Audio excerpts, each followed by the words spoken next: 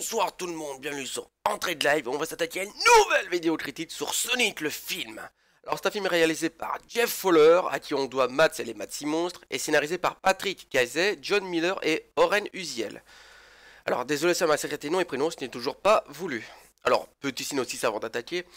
Sonic est un hérisson anthropomorphe bleu à la vitesse supersonique originaire d'un autre monde, qui arrive sur Terre pour échapper à une tribu dédéclinée cherchant à exploiter son pouvoir. 10 ans plus tard, alors qu'il mène une vie secrète et solitaire au sein de la petite ville de Green Hills, en admirant le rythme quotidien des humains, il provoque accidentellement une panne de courant massif qui envahit tout le nord-ouest pacifique. En conséquence, il est alors ciblé par le gouvernement, lequel engage le scientifique tyrannique Dr. Ivo Robotnik pour le traquer. Donc voilà le speech de départ, globalement. Alors on va attaquer tout de suite les différents points. Bon, alors pour commencer, c'est cool de revoir Jim Carrey et qui en plus s'éclate en jouant le rôle du Dr. Robotnik, quoi. C'est une adaptation très originale et drôle à la fois. Et le mec, on voit qu'il se fait mais méga plaisir. Il danse, il chante, il fait des sketchs. Vraiment, moi ça m'a trop rappelé mon enfance dans les années 90 avec tous ces films à lui. J'étais aux anges, moi. Franchement, j'étais grave aux anges et en plus...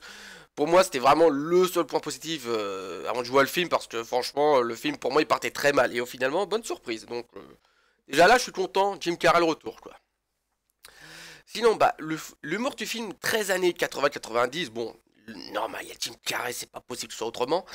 Ça colle parfaitement au film, néanmoins, parce que, certes, c'est un style d'humour moins utilisé à notre époque, mais qui colle très bien avec ce film, car les années 80-90, c'est l'âge d'or de Sonic, quoi. Et en plus, il est très bien dosé au niveau de ses blagues et de son humour, parce que il y a plusieurs sketchs, blagues, etc. qui sont vraiment ciblés pour les plus jeunes, et il y en a d'autres qui sont vraiment plus adultes. Pour vous donner un ton, une blague un peu enfantine, Sonic a mangé tes chili hot dogs, et il fait un peu tes blagues, pétomane, quoi, il pète un coup dans la chambre, c'est une affaire, enfin bref. Ou alors il enroule un méchant dans du rouleau de pécule, le mec se pète la gueule, enfin, voilà, c'est très condit comme ça, mais... Vraiment, quand t'es un petit bout, etc., ça te fait marrer, hein, je suis désolé. Et pour les balles plus adultes, à un moment, ils sont dans une tour, Sonic est enfermé dans un sac, et il est en mode «Ah, s'il te plaît, sors-moi de là, ça pue ici!» Et les gens sont comme ça «Mais attendez, vous avez enfermé un enfant là-dedans?» «Mais non, c'est pas un enfant, mais non, c'est pas mon enfant, c'est pas le mien de toute manière, quoi.» Et là que ça, c'est pire que la faute, tu m'as enfermé dans la cage à chien et tout. Et t'as les gens qui le regardent, mais en mode, what the fuck. C'est drôle, moi ça m'a fait rire cet humour, quoi. Je suis peut-être gamin, mais moi ça m'a fait beaucoup rire. Et bon, visiblement j'étais pas le seul, tout le monde se pétait de rire dans la salle, quoi. Sinon, visuellement, Sonic est très correct et a profité d'une bonne écriture de personnage, car par exemple, Sonic a souffert de solitude pendant 10 ans, parce que voilà, quand il est arrivé sur Terre, il ne pouvait pas être vu, de peur que les gens essaient de le capturer pour trouver la source de son pouvoir. Et donc, pendant 10 ans de solitude, eh bien, il a commencé à meubler sa solitude en se parlant tout seul. Donc, c'est un comportement très humain et qui est très logique, parce que tu te retrouves seul pendant 10 ans, tu as deux choix. Soit tu deviens fou, littéralement, soit tu essaies de meubler ta solitude. Et l'un de tes moyens pour meubler sa solitude, c'est de se parler à soi-même. Ça a l'air très condit comme ça, mais vraiment, ça évite de partir en vrille totalement. Même si c'est pas forcément ce qu'il y a de plus ça non plus, mais bon, bref. Et en plus, il est aussi très humain dans sa relation avec Thomas. Thomas, donc le shérif de la ville de Green Hills, avec qui il part en vadrouille pour retrouver ses anneaux. Parce que, oui, en gros, Sonic peut voyager d'une planète à une autre en utilisant ses anneaux magiques. Il suffit qu'il en lance un avec, en disant la destination où il veut aller, et il passe à travers l'anneau et il s'y retrouve.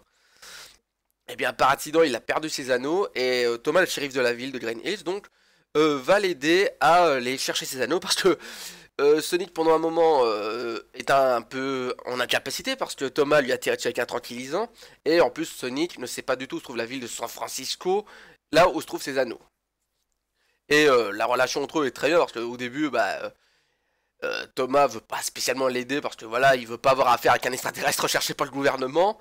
Et de l'autre côté, oui, écoute Thomas, c'est de ta faute si je suis plus capable de courir. Et en plus, t'es un bras tu vas pas me laisser tomber. Et plus loin dans le film, en gros, Thomas va quitter Green Hills parce que il est en soif d'aventure, etc. Il veut devenir un flic à San Francisco. Et là, t'as Sonic qui lui dit comme ça, non mais c'est horrible ce que t'es en train de faire, parce que les gens de Green Hills, ils ont besoin de toi, c'est toi qui veulent. Et toi, tu as la chance d'avoir tes gens qui veulent être avec toi, d'avoir tes proches. Moi, je n'ai jamais eu tout ça, et jamais de ma vie, je les quitterai. C'est dégueulasse ce que tu fais. Donc voilà, il y a vraiment une écriture et une interaction très intéressante entre ces deux personnages, et notamment la fameuse scène dans le bar de motard qui est très drôle, bon, très bizarre scénaristiquement parce qu'ils sont cherchés par le gouvernement et ils passent une heure dans un putain de bar à faire la fête, mais c'était drôle quand même et l'écriture est cool. Mais par contre, pour rester sur le thème de l'écriture de personnages, par contre, les personnages secondaires sont hyper mal travaillés, quoi.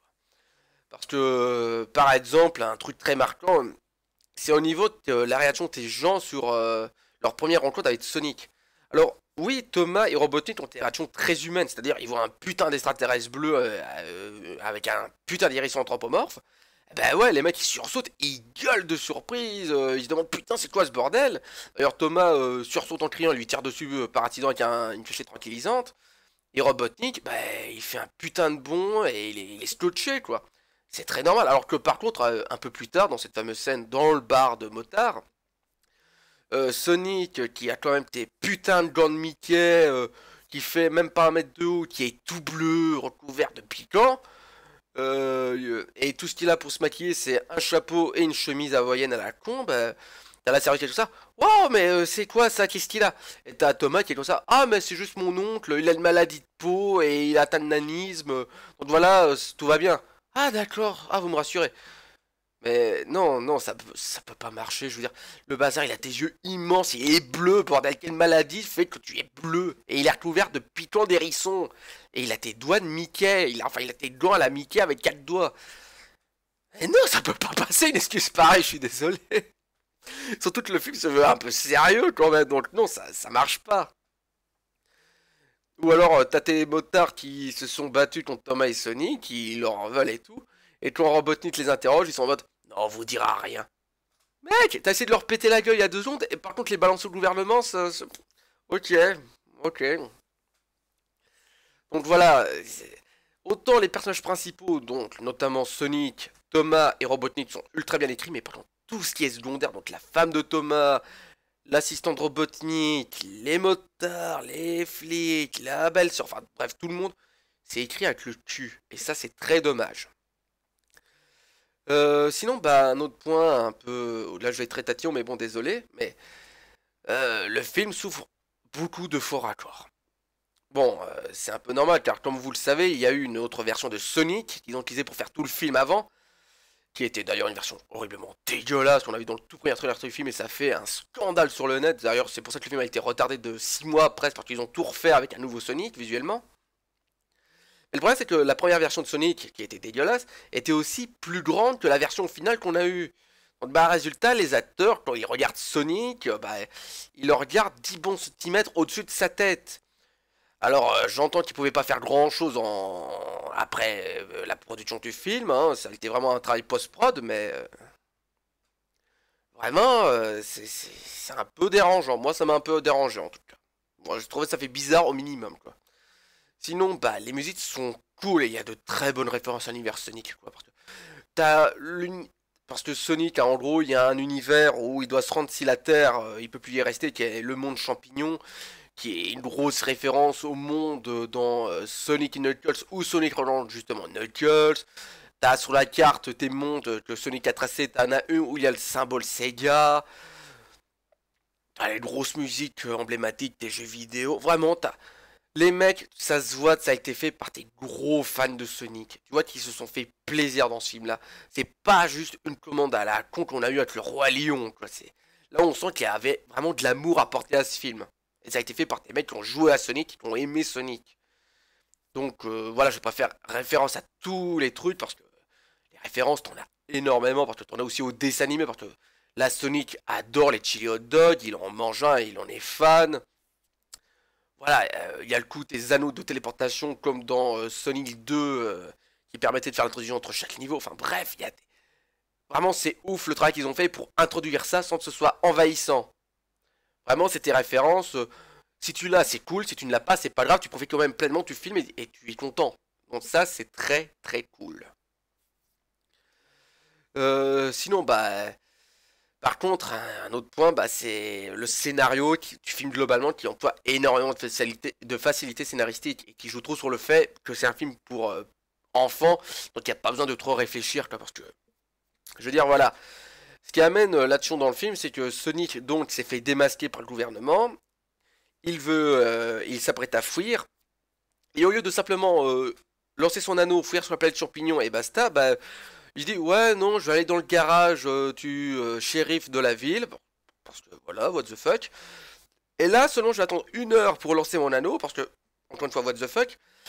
Mais le problème, c'est que Thomas arrive, il panique, il lui tire dessus par accident avec une flèche tranquillisante, il laisse tomber un anneau qui s'active et il lit ce qui est marqué sur le t-shirt de Thomas, donc un t-shirt San Francisco, il est comme ça, San Francisco.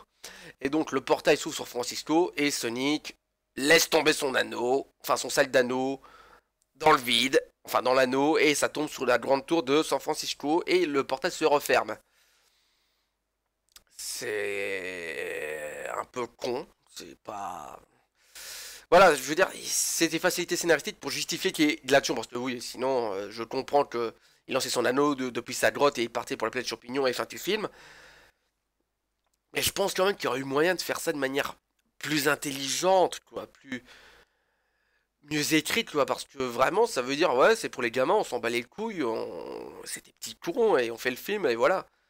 Mais merde, quoi, c'est pas parce que c'est pour tes enfants principalement qu'il faut les prendre pour des abrutis, quoi. Et en plus de ça, ça n'interdit pas de faire tes raisons valables que, qui fait que Sonic ne puisse pas s'enfuir directement de la Terre et qu'il doit vivre une aventure.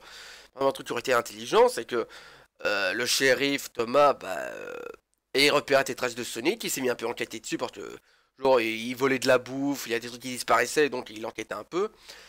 Par hasard, il trouve la grotte de Sonic, il fait mumuse avec les anneaux en parlant de San Francisco, et il laisse tomber un anneau, l'anneau s'ouvre, il panique, et le sac d'anneau tombe dans San Francisco et il se referme derrière. Sonic lui vient, alors là, petite confrontation entre les deux, puis il s'explique, mais où t'as foutu mon sac d'anneau? Bah je l'ai fait tomber, désolé. Voilà, ils auraient juste fait un truc comme ça, par exemple, pour expliquer le point de départ de l'action du film, ça aurait été bien. Au lieu de mettre un Sonic totalement stun qui lie un t-shirt à la con et fait tomber ses anneaux, quoi. Mais bon, voilà, ils ont choisi la facilité, malheureusement. Donc, voilà. Donc, avant de donner ma conclusion finale, bah, je vais préciser 2 points quand même.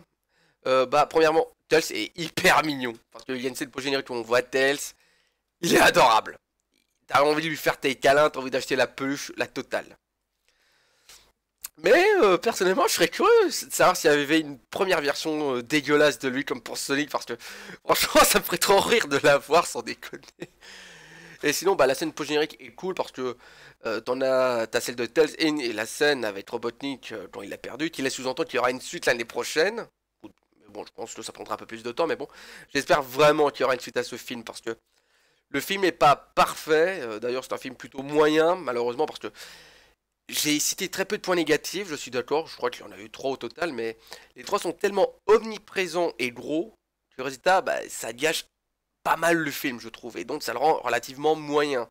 Mais néanmoins, ça reste correct à regarder. Moi, je recommande quand même d'aller le voir.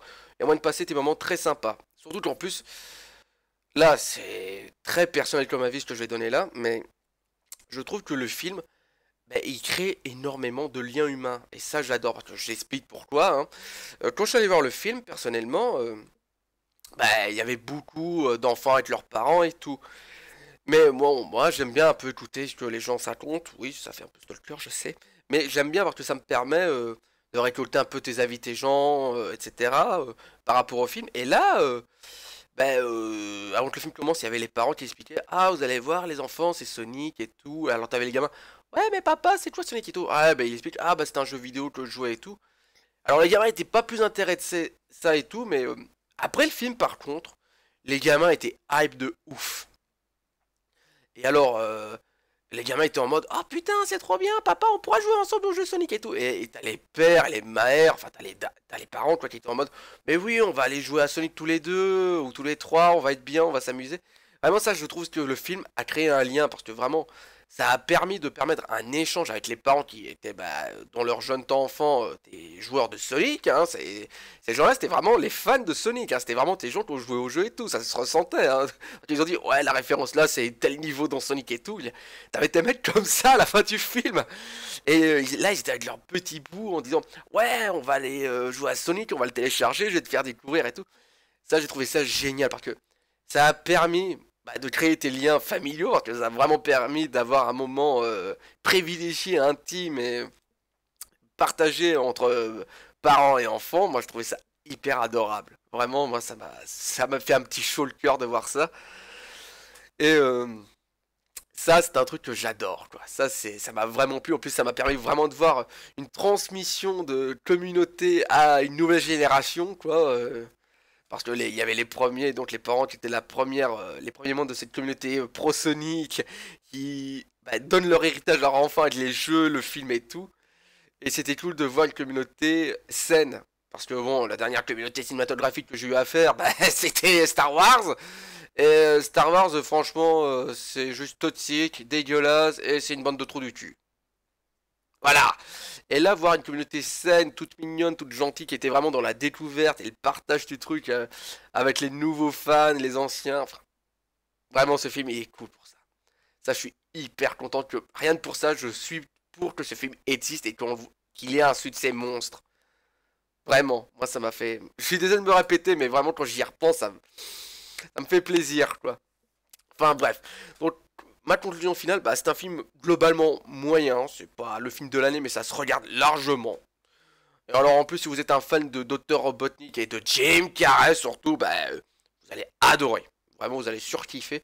Et si vous êtes un gros fan de Sonic et qui avez la chance d'avoir un enfant, allez-y, vous allez passer un super moment. Vous allez pouvoir parler d'une passion de votre enfance avec votre enfant, partager un moment de complicité que vous n'aurez peut-être pas eu juste en lui montrant le jeu comme ça de manière random. Et là, il y a vraiment moyen d'avoir un moment très complice. Allez-y, faites-vous plaisir, partez avec votre gosse, allez voir le film, éclatez-vous après à télécharger le jeu et à y jouer. Je vous en encourage vivement. Sur ce, je vous souhaite à tous une excellente soirée. Merci du temps de m'avoir accordé. Et je vous dis à très bientôt sur Entraide Live, où on parlera de nouveaux films qui sera en avant et l'appel de la forêt. Allez, bisous bisous.